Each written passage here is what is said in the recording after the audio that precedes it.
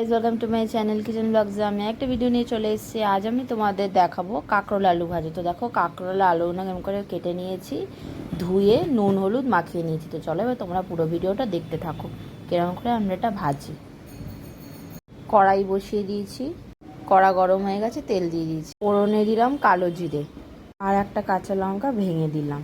ভালো করে নাড়াচাড়া করে নেব। কাঁকরোল আর আলুগুলো দিয়ে দেবো, এগুলো ভালো করে একটু মিশিয়ে নেব। আর কাঁকরোল আর আলু হতে একটু সময় লাগে, তাই গ্যাসটা কমিয়ে দেব। এবার চাপা দিয়ে দেব।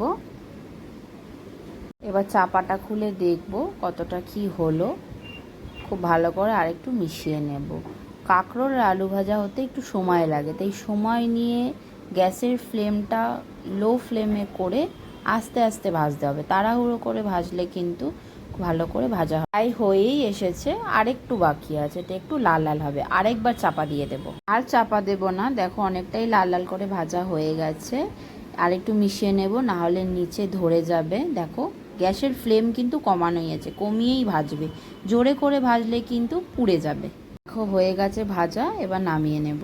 কাঁকরোল দিয়ে আলু ভাজা একদম রেডি। দেখো গরম ভাতের সাথে কিন্তু ভীষণ ভালো লাগে, ডাল দিয়েও ভালো লাগে। তোমরা হয়তো একবার ট্রাই করো, ভীষণ ভালো লাগবে। ভালো লাগলে প্লিজ লাইক কমেন্ট শেয়ার করে দিও। টাটা।